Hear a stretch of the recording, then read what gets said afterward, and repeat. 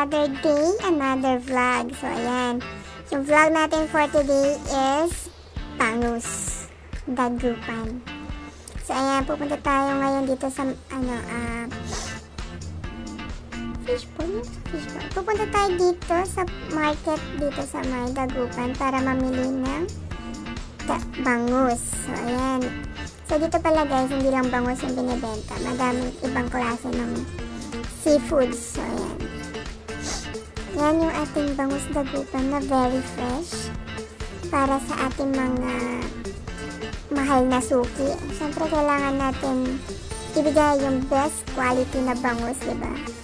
So, laki. Yan yung magkakaibang batcha kasi different sizes yan. So, ayan. Ikot-ikot muna tayo sa market. Maraming bangus. So, ano na to guys, gabi na to. I think around 10 PM na yata to. Siyempre, hanap-hanap muna tayo na para mapili natin yung best quality. Pero pare-pareho lang naman yan. Mag-iikot lang tayo for the vlog.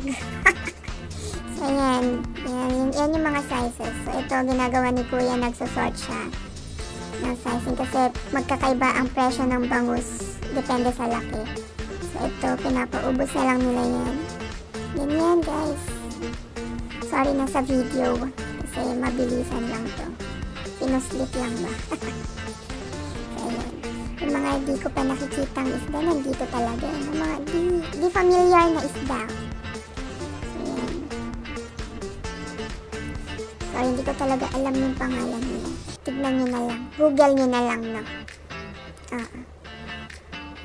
Yan. Yan, masarap yan pang tulingan.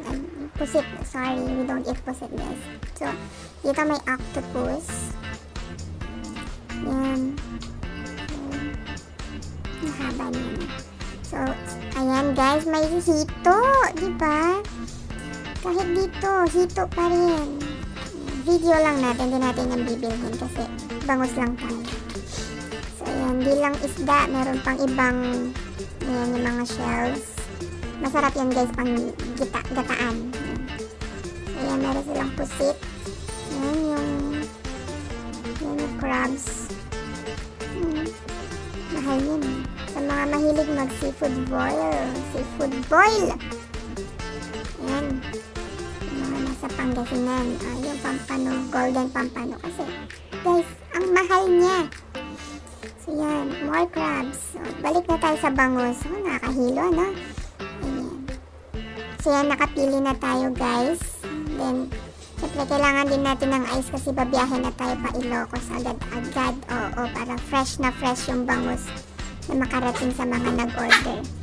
Then yan, meron din tayong boneless bagong gawa. Dito tayo kay Suki kukuha. So, color-coded yan, guys.